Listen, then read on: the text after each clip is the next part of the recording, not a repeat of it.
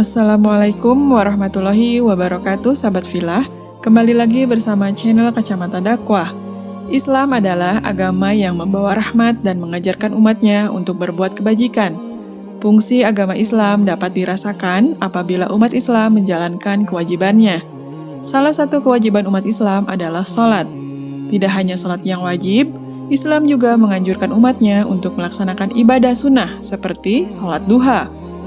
Hal tersebut merupakan cara meningkatkan amal ibadah dan cara meningkatkan akhlak manusia. Salat duha adalah salat yang dikerjakan pada waktu duha atau antara waktu setelah matahari terbit hingga sebelum tengah hari dan merupakan salah satu macam salat sunnah.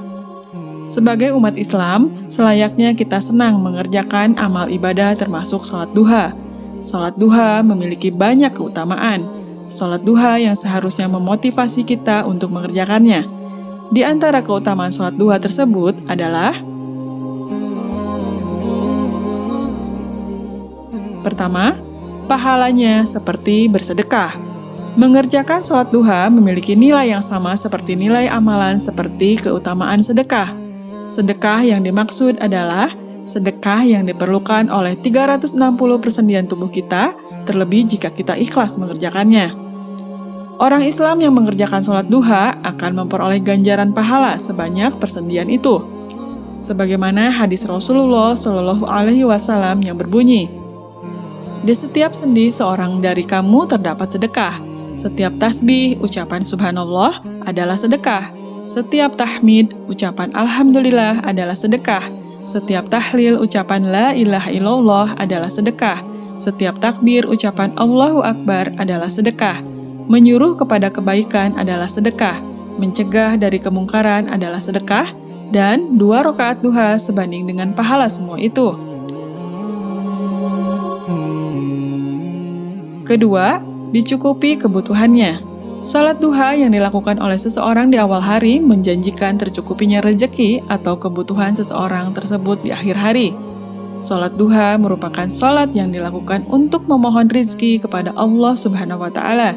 Selain itu, Allah juga berjanji pada setiap umat Islam yang rajin melaksanakan salat duha untuk mencukupi apa yang menjadi kebutuhannya, setidaknya kebutuhannya di sore atau di akhir hari. Janji Allah tersebut dapat ditemukan dalam sebuah hadis qudsi Rasulullah Shallallahu Alaihi Wasallam yang berbunyi, sesungguhnya Allah Azza wa Jalla berfirman, wahai anak Adam, cukuplah bagiku 4 rakaat di awal hari, maka aku akan mencukupimu di sore harimu. Janji Allah ini akan bisa menjadi penyebab hati gelisah dikarenakan kurangnya rezeki yang diperoleh serta mencegah bahaya putus asa bagi sebagian orang yang tidak diberikan rezeki yang cukup. Salat duha adalah merupakan salah satu perantara agar keinginan cepat terkabul, seperti halnya kita mengerjakan salat hajat. Ketiga, meraih ghanimah atau keuntungan yang lebih cepat. Orang yang dengan tekun mengerjakan salat duha akan memperoleh ghanimah atau keuntungan yang lebih cepat atas izin Allah Subhanahu wa Ta'ala.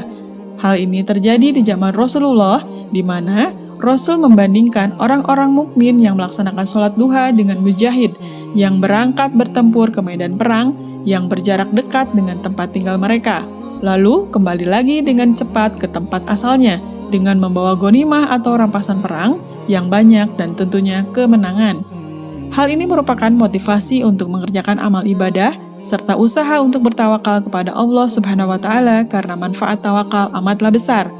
Rasulullah pun menimbang bahwa keuntungan yang akan diperoleh oleh mereka yang melaksanakan sholat duha akan berjumlah lebih banyak dibandingkan dengan keuntungan yang bisa diperoleh oleh para mujahid tersebut. Hal ini sebagaimana sabda Rasulullah Shallallahu Alaihi Wasallam yang berbunyi, perolehlah keuntungan atau ghanimah dan cepatlah kembali. Mereka akhirnya saling berbicara tentang dekatnya tujuan atau tempat perang dan banyaknya ghanimah atau keuntungan yang akan diperoleh dan cepat kembali karena dekat jaraknya. Lalu Rasulullah Shallallahu Alaihi Wasallam bersabda, maukah kalian aku tunjukkan kepada tujuan paling dekat dari mereka, musuh yang akan diperangi, paling banyak ghanimah atau keuntungannya dan cepat kembalinya? Mereka menjawab, ya. Rasul berkata lagi, barang siapa yang berwudu, kemudian masuk ke dalam masjid untuk melakukan sholat duha, dialah yang paling dekat dengan tujuannya atau tempat perangnya, lebih banyak ghanimahnya dan lebih cepat kembalinya. Keempat, diganjar dengan rumah di surga. Orang yang selalu bersedia meluangkan waktunya untuk melaksanakan sholat duha 12 rakaat di awal hari akan dijanjikan ganjaran oleh Allah berupa sebuah rumah indah yang terbuat dari emas di akhirat. Hal ini menurut Anas bin Malik yang mendengar bahwa Rasulullah Shallallahu Alaihi Wasallam bersabda, siapa saja yang sholat duha 12 rakaat, Allah akan membuat untuknya sebuah istana yang terbuat dari emas di surga. Hadis riwayat Ibnu Majah.